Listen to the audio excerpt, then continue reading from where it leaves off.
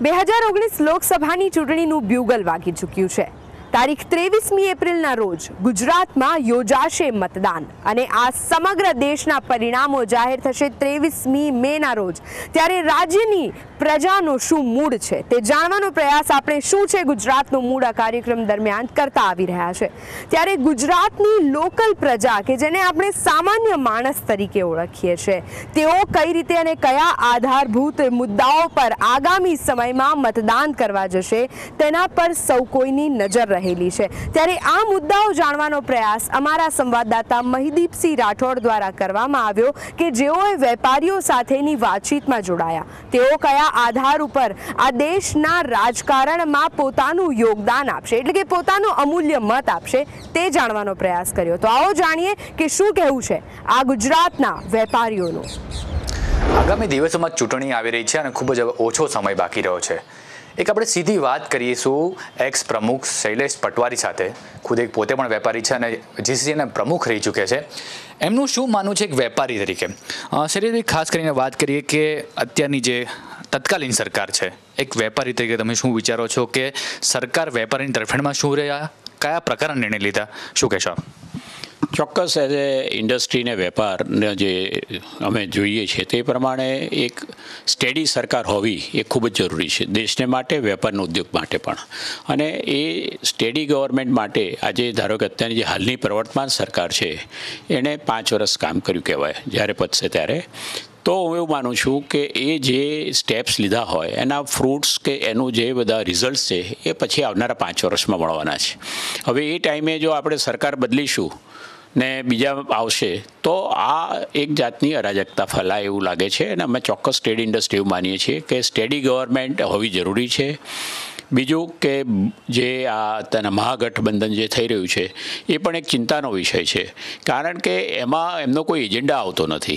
એમને એક જ અત્યારના એજન્ડા છે કે આ ગવર્મેન્ટ જે નરેન્દ્ર મોદીની છે એને આપણે દૂર કરીને આપણે સત્તા લેવી છે, પણ એ સત્તા લીધા પછી શું કરવું છે એની ક્લેરિટી એમની પાસે નથી।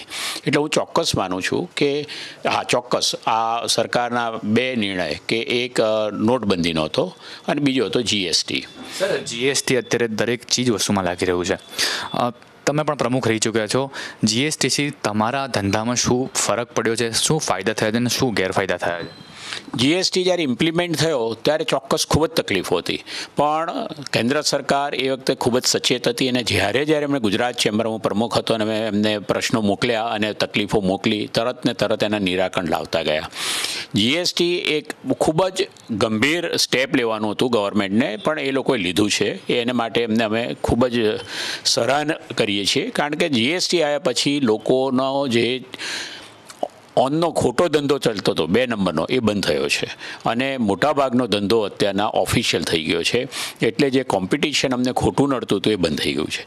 એટલે હું ચોક્કસ માનું છું કે જીએસટીની શરૂઆતની જે સમસ્યાઓ હતો હવે દૂર થઈ રહી છે। રેટ ઓફ ટેક્સ પણ ધીરે ધીરે ઘટતા જાય છે અને હું ચોક્કસ માનું છું કે આવનારા વર્ષની અંદર 2 કે 3 સ્લેબ જ હશે જીએસટી રેટના, જે રીતે ગવર્મેન્ટ કહી રહી છે। નોટબંધી એક સરકારનું ખૂબ જ આકરું પગલું હતું। આઈ થિંક સૌથી વધુ એમાં વેપારીઓ હેરાન થયા છે જે કેશનો ધંધો કરતા। આપ પણ કદાચ એમાંથી સફર થઈ શકે। તમારું શું માનવું છે કે આ જીએસટી અને નોટબંધી કેટલા યોગ્ય નિર્ણયો હતા અને એનાથી ફાયદા શું થયા અને ગેરફાયદા શું થયા આપના ધંધામાં? નોટબંધી આવી ત્યારે ચોક્કસ ખૂબ જ લોકોને લાઇનમાં ઊભા રહેવું પડતું હતું, પણ એ વખતે હું પણ ટીવી સિરિયલ તમારા જે ન્યૂઝ જોતો હતો તો લાઇનમાં ઊભા રહેલા લોકો પણ એને વખાણતા હતા કે ના, ભલે અમે લાઇનમાં ઊભા હોય પણ એક મહત્ત્વનું પગલું છે કે 2 નંબરના પૈસા લોકોના જશે। સરકાર ચોક્કસ એમાં પૂરેપૂરા અંશે સફળ ના થઈ, પણ એ કર્યા પછીથી જે ઇન્કમટેક્સના રિટર્નો વધી ગયા, ઇન્કમટેક્સના જે કોમ્પ્લાયન્સીસ વધી ગયા અને એને લીધે ગવર્મેન્ટની રેવન્યુમાં ખૂબ જ વધારો થયો છે અને આજે ઇન્કમટેક્સ 84% જેટલો વધ્યો એ ખૂબ જ મહત્ત્વનું પગલું હતું અને નોટબંધી આવ્યા પછીથી જે પગલું લેવાયું છે। અને જીએસટી, બંને પગલાં, જીએસટી માટે હું એમ ચોક્કસ કહી શકું કે જે દેશમાં જીએસટી જ્યારે લાગુ કર્યો એ દેશમાં એ ગવર્મેન્ટ ઇલેક્શન હારી ગયેલી હતી। એટલે મોદી સાહેબે સમજીને લગભગ 1.5-2 વર્ષ પહેલાં આ નાખ્યો જીએસટી, જેથી કરીને ઇમ્પેક્ટ હવે પોઝિટિવ. આપણે જાન્યુઆરીનો જીએસટીની આવક 1,03,000 કરોડ રૂપિયાની થઈ એ બતાવે છે કે જીએસટીમાં રેટ ઘટવા છતાં પણ આવક વધી રહી છે. ચોક્કસ આ હતા એક્સ પ્રમુખ જે કહી રહ્યા છે કે તત્કાલીન સરકાર હવે આગામી કેવી હોવી જોઈએ જેનાથી વેપારીઓને ફાયદો થાય. આપણી સાથે જોડાયા છે ન્યૂ ક્લોથ માર્કેટના પ્રેસિડેન્ટ ગૌરાંગ ભગત સાથે સીધી વાત કરીશું. ગૌરાંગભાઈ, હાલની જે સરકાર જે છે અત્યારે, આપ બી ખુદ બધે વેપારી છો, એ સરકાર એવા કયા નિર્ણયો વેપારીઓના હિતમાં લીધા છે? સરકારશ્રી તરફથી ખરેખર ઘણા બધા નિયમો જે છે એ રોજબરોજ લેતા રહે છે. જેમ જેમ એમની પાસે વેપારીઓની માગણી ઉપસ્થિત થાય છે તો એને ધ્યાનપૂર્વક એ લોકો ચેક કરીને એની અંદર સુધાર કરે. જેમ કે આજે ગુમાસ્તા ધારા સર્ટિફિકેટની અંદર વારંવાર વેપારીઓને જવું પડતું હતું કચેરીઓમાં રિન્યૂ માટે, તો હવે એક જ વખત હવે તમારે સર્ટિફિકેટ લેવાનું રહેશે. એ રીતે પાંચકુવા અને ન્યૂ ક્લોથ માર્કેટ સુધીના જે વેપારીઓ હતા, સિંધી માર્કેટના વેપારીઓ હતા, એ લોકોને લેવીનો પ્રશ્ન બી ઘણા વર્ષોથી નડતો હતો. એ બી તાત્કાલિક ધોરણે એ લોકોએ કામદાર બોર્ડની અંદર એ નક્કી કર્યું કે ભાઈ આ લેવી હવે લેવાની રહેતી નથી. તો આ તો બહુ નાની બાબતો છે, પણ સરકારશ્રીને જ્યારે પણ કોઈ પણ રજૂઆત કરીએ છીએ તો સરકારશ્રી એની અંદર એકદમ સંવેદનશીલ રીતે આની અંદર વિચારણા કરીને ઝડપી નિર્ણય કરવા માટેની આ સરકાર આપણી ગુજરાત રાજ્યની બી છે, અને મોદી સરકાર પણ એટલી ઝડપી નિર્ણય કરી શકે છે અને કરે છે. ગુજરાત રાજ્ય અને આજે ગુજરાત રાજ્યના તો સીએમ શ્રી રહેલા છે નરેન્દ્રભાઈ, અને આજે આખા દેશના આપણા પીએમ શ્રી છે. ખરેખર નરેન્દ્રભાઈએ એટલી બધી યોજનાઓ બહાર પાડી છે, તો નાનાથી નાના સમૂહના લોકો, સમાજના લોકો, દરેકના લોકો માટે સારી સારી યોજનાઓ બહાર પાડી છે અને એને સારી રીતે ઇમ્પ્લિમેન્ટ પણ કરી છે. આ સાથે સાથે દેશ વિદેશની અંદર પણ આ સરકારે ઘણું જ નામ રોશન કર્યું છે, અને અમારા વેપારી વર્ગ તો ચોક્કસ મોદી સરકારની સાથે જોડાયેલા છે અને જોડાયેલા રહેશે, એમાં કોઈ શંકા નથી. ગૌરાંગભાઈ, જીએસટી જ્યારે લાગુ થયું ત્યારે સૌથી વધારે મોટો ઝટકો કદાચ કાપડના વેપારીઓને લાગ્યો હતો. સુરતમાં પણ જે પ્રમાણે થયું હતું. શું માનો છો જીએસટીનો નિર્ણય છે એ કેટલો યોગ્ય હતો? આપ શું માનો છો? જીએસટી જ્યારે લાદવામાં આવ્યું ત્યારે અમે લોકોએ પણ ચોક્કસ અમદાવાદના કાપડ બજારે પણ રેલી યોજી હતી અને બંધ પાડેલું હતું, પરંતુ ધીરે ધીરે વેપારી ભાઈઓને આની અંદર સમજ આવી ગઈ છે, અને આ જીએસટી આવવાથી કયા વેપારી સાથે ક્યાં ડીલ કરી રહ્યા છે આપણે એ પણ આજ વેપારીઓને ખબર પડતી થઈ ગઈ. પ્લસ આજે દરેક જગ્યાએ જીએસટી નંબર વગર કપડું જે ડિલિવરી થતું નથી, તો એ ખરેખર વેપારીઓનું એક આની અંદર હિત જળવાયેલું છે. અને જીએસટી આવવાથી વેપારીઓને ચોક્કસ, મોટા વેપારીઓને બહુ મોટો લાભ થયો છે, અને નાના વેપારીઓ માટે પણ સરકારે ઘણા બધા સુધારા કરેલા છે. જેમ કે આજે 3 મહિના પછી એ લોકોને 5 કરોડથી નીચેના ટર્નઓવરવાળાના જે છે ફોર્મ ભરવાના, કે આજે એ લોકોને જે લિમિટો હતી 20 લાખ રૂપિયાની, એની 1 કરોડ સુધીની લિમિટ કરી દીધી છે. તો આની અંદર દરેક વર્ગના વેપારીઓ આવરી લેવામાં આવ્યા છે. આ ઉપરાંત જીએસટીના 1-2 પ્રશ્નો બાકી છે, જેમ કે આજે આપણને જે ગાર્મેન્ટની અંદર જે ટ્રીટીઓ જે આપણે કરેલી છે વિદેશો સાથે, એને હિસાબે ગાર્મેન્ટ જે છે ઇન્ડિયાની અંદર ઘણા મોટા પ્રમાણમાં આવી રહ્યું છે, અને આપણું ગાર્મેન્ટ એક્સપોર્ટ થઈ નથી રહ્યું. તો એના માટે સરકારશ્રીએ તાત્કાલિક વિચાર કરવો જોઈએ. આ ઉપરાંત અમારા જે ઇન્ડસ્ટ્રી, અમારા જે મેમ્બર્સ છે, જે લોકો ઇન્ડસ્ટ્રી ધરાવે છે ને, એ લોકોએ મેક ઇન ઇન્ડિયાના પ્રોજેક્ટને સાકાર કરવા માટે બહારથી મશીનો ઇમ્પોર્ટ કર્યા હતા. એ લોકોને અંડર EPCG મશીનો ઇમ્પોર્ટ કરવાથી 0 ટેક્સમાં મશીનો આવતા હતા, પણ અચાનક જીએસટી લાગવાથી 18% IGST લાગ્યો હતો, અને સરકારશ્રીને અમે રજૂઆત કરી તો સરકારશ્રીએ એ 105 દિવસ પછી IGST દૂર કર્યો 18%, પરંતુ 105 દિવસના જે નિર્દોષ ઇન્ડસ્ટ્રીલિસ્ટો છે એ લોકોના હજુ સુધી એ નાણાં રિફંડ મળ્યા નથી. તો સરકારશ્રીએ આવાના જે બી પ્રશ્નો છે એ તાત્કાલિક ધોરણે શોર્ટ આઉટ કરવા જોઈએ. ગૌરાંગભાઈ, કેશનો ધંધો પણ ખૂબ જ કાપડ જગતમાં મોટા પાયે થાય છે. ડિમોનેટાઇઝેશન જ્યારે થયું ત્યારે સૌથી વધારે કદાચ કાપડ ધંધાના જે વેપારીઓ છે એ લોકોને પણ નુકસાન ભોગવવું પડ્યું છે. શું આ નિર્ણય કેટલો યોગ્ય છે? તમે શું માનો છો કે નોટબંધી થવા જેવી હતી? નોટબંધી એ એક દેશની અર્થવ્યવસ્થા અને સાથે સાથે વિદેશોની અંદરથી જે આતંકવાદીઓના જે પ્રશ્નો હતા એને શોર્ટ આઉટ કરવા માટે મુખ્યત્વે સરકારશ્રીએ નિર્ણય લીધો હતો. આ નિર્ણયની અંદર અમારા કાપડના વેપારીઓને કોઈ પણ જાતના કોઈ પ્રશ્નો નડ્યા નથી.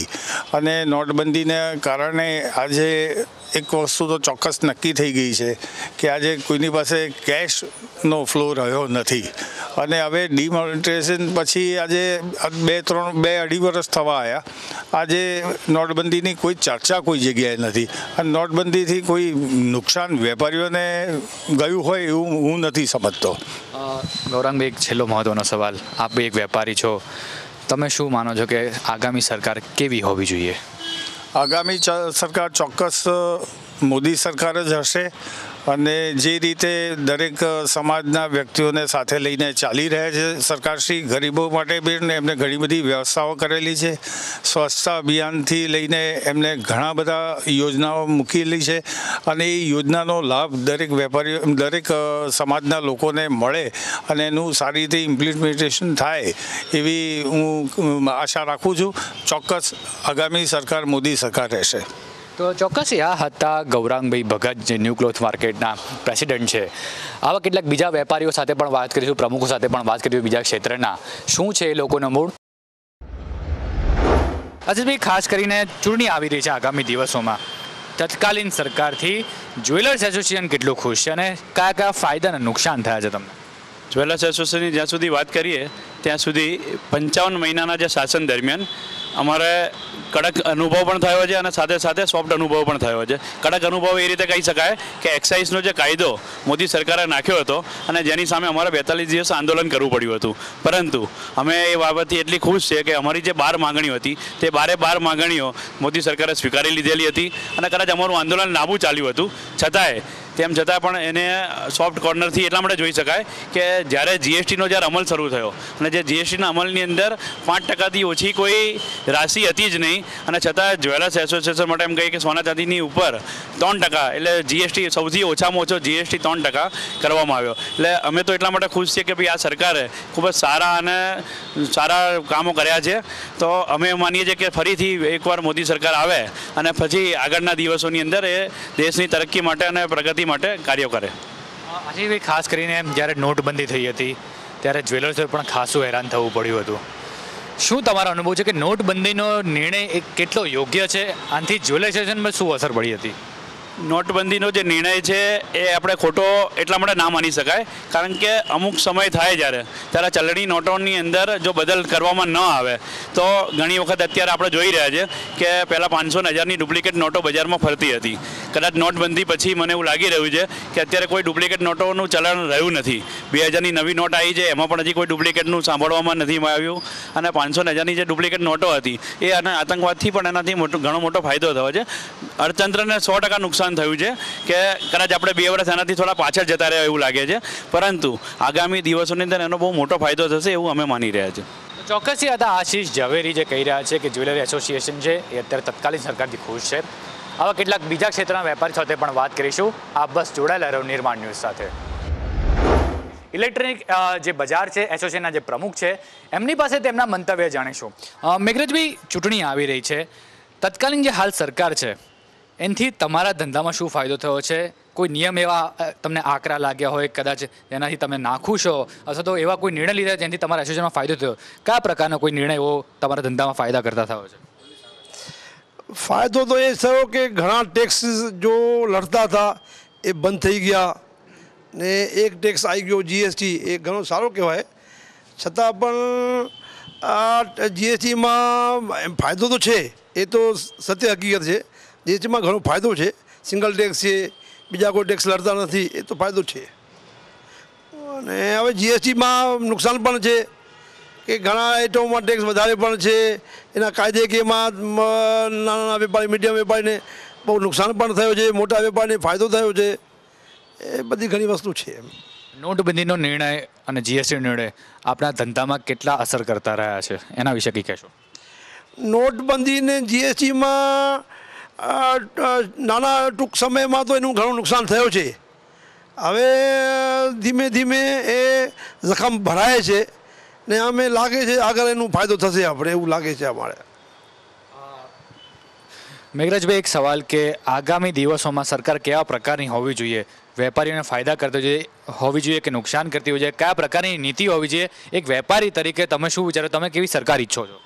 અમે સરકારે ઈચ્છીએ છીએ કે જો નાના અને મીડિયમ વેપારી છે એને વધારે સરકાર લાભ આપે ને અહીંયા ફોરેન જેવું નથી. જો સરકાર ઈચ્છે છે કે માલમાં ધંધો થાય ને મોટા ધંધો થાય, એનું અમે ઘણું નુકસાન થયું છે. અમારા નાના મીડિયમ વેપારીની રોજીરોટી બહુ છીની ગઈ છે ને બધો ધંધો મોટા ઉદ્યોગપતિ લઈ ગયા છે.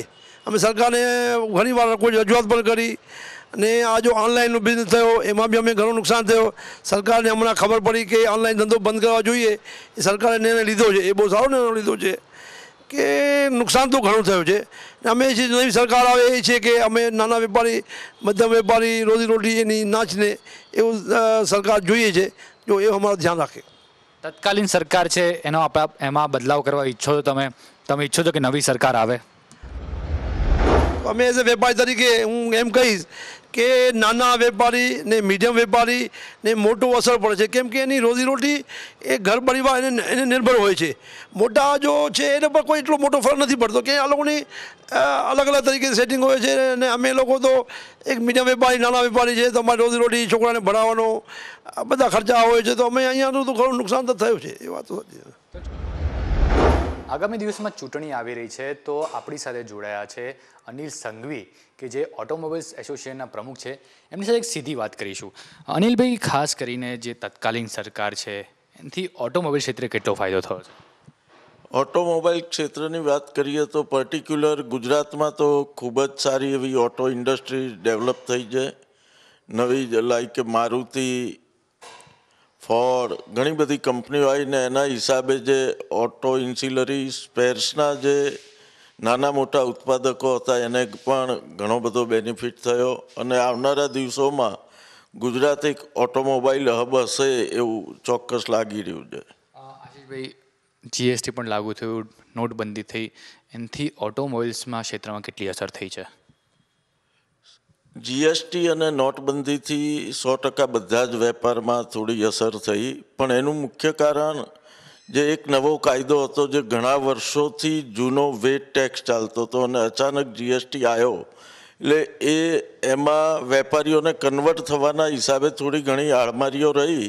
પણ એકંદરે હવે પછીથી જ્યારે એક વર્ષ પૂરું થઈ ગયું જીએસટીને, તો એનાથી વેપારીઓ યુઝ ટુ થઈ ગયા છે અને હાલ જીએસટીથી કોઈ તકલીફ નથી. ઉપરથી વેપાર ધંધામાં ખૂબ જ સારો એવો વધારો થયો છે. ખાલી જીએસટીમાં એક જ વાત અમારી ડિમાન્ડ છે ઓટોમોબાઈલ ટ્રેડની કે ઓટો પાર્ટ્સને જીવન જરૂરિયાતની રીતે ગણવું જોઈએ. કારણ કે આજકાલ વિકાસ જ્યારે આટલો થઈ રહ્યો ત્યારે વ્હીકલ એક બહુ જરૂરી અને અનિવાર્ય વસ્તુ થઈ ગઈ. તો એનો જે સ્લેબ 18%નો છે એ ઘટાડીને 12% કે 4%માં મૂકવું જોઈએ. આવી બહુ ટાઈમથી અમારી ડિમાન્ડ છે ને આવનારા વર્ષમાં સરકાર આને માટે કંઈક કરશે ઘટતું એવું અમે અપેક્ષા રાખીએ છીએ. તમે એક વેપારી છો, તમે શું ઈચ્છો છો કે આગામી સરકાર જે આવશે એ કયા પ્રકારની હોય છે? એક વેપારી તરીકે તમારું શું વિચારવું છે?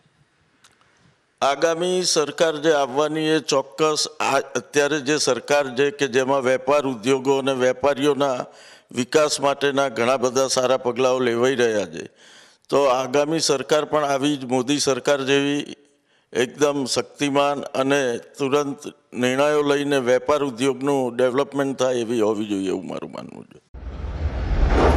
આપણી સાથે જોડાયા છે ઓપ્ટિકલ એસોસિએશનના પ્રમુખ નરેશભાઈ ચોકસી. નરેશભાઈ, તત્કાલીન જે સરકાર છે જે ચાલી રહી છે, શું કહેશો એક વેપારી તરીકે આપનું મંતવ્ય? તમે કેટલા ખુશ છો આ સરકારથી? આ સરકારથી વેપારી તરીકે હું 50% જ ખુશ છું ભાઈ. 50%? હા, બીજા 50% જે તમે ખુશ છો એનો શું મૂળ કારણ છે? નથી ખુશ એનું શું કારણ છે?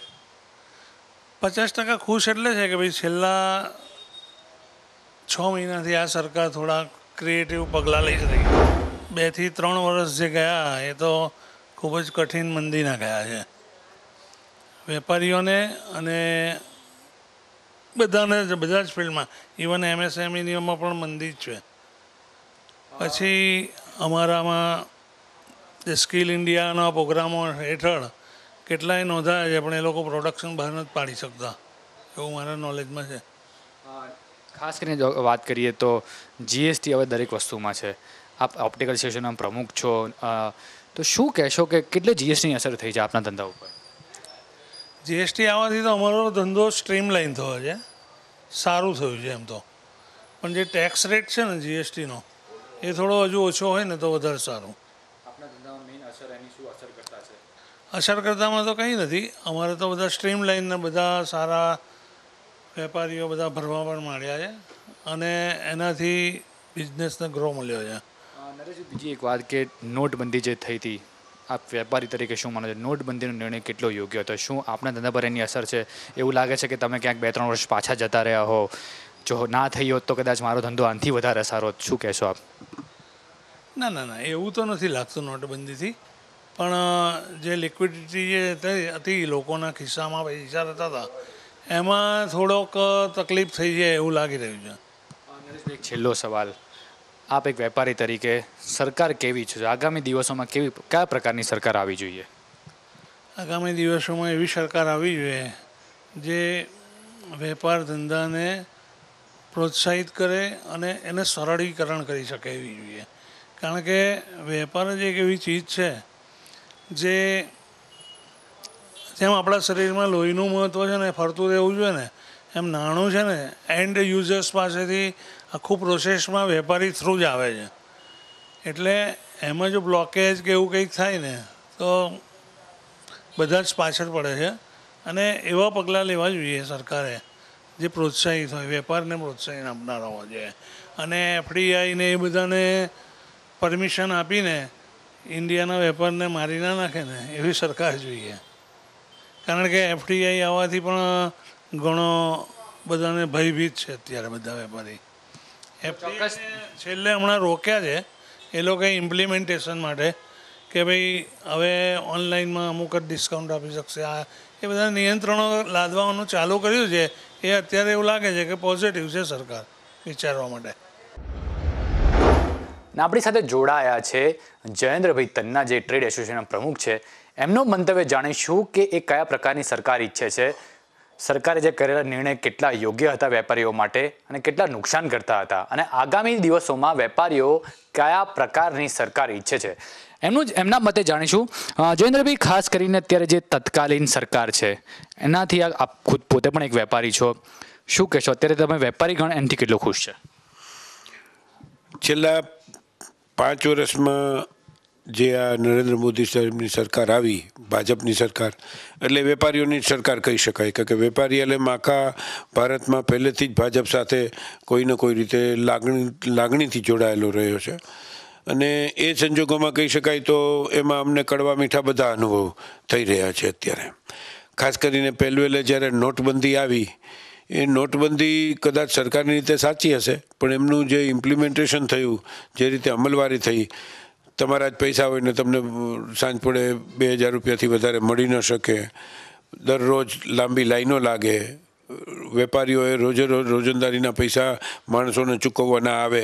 એટલે આવા સંજોગોમાં વેપારી સમાજે ખૂબ જ લાચારી ભોગવી અને અસહાય થઈ ગયો. એ જ પછી તાત્કાલિક હજી એમાંથી બેઠા હતા ત્યાં જીએસટી આવ્યો.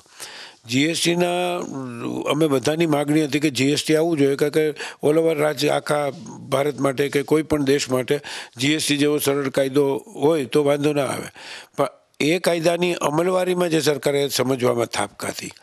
ધારો કે દરેક તબક્કે ટેક્સ લેવાની પ્રક્રિયા વેટમાં પણ હતી, નહોતી એવી નહીં, પણ પ્રાથમિક તબક્કે રોટી કપડાં મકાનમાં રોટી અને કપડાને બંનેને બગાત રાખ્યા હોત તો વેટની જેમ શરૂઆતના તબક્કામાં તકલીફ ના પડત. પણ એમને પણ સામેલ કર્યા અને એક કપડા ઉપર 17 જતના પ્રોસેસ થાય ત્યારે કપડું તૈયાર થાય, એ મૂળભૂત વાત જ સરકાર ભૂલી ગઈ. તમે જે જીએસટી કે અને નોટબંધીનો જે નિર્ણય લેવાયો સરકારનો, આપ કેટલી દ્રષ્ટિએ યોગ્ય માનો છો એક વેપારીની દ્રષ્ટિએ? નોટબંધીવાળી વાત હતી તો એમાં તો ચોક્કસપણે કહી શકાય કે સરકારે થાપ ખાધી છે ને એનું કોઈ બહુ સારું રિઝલ્ટ અત્યારે દેખાયું નથી.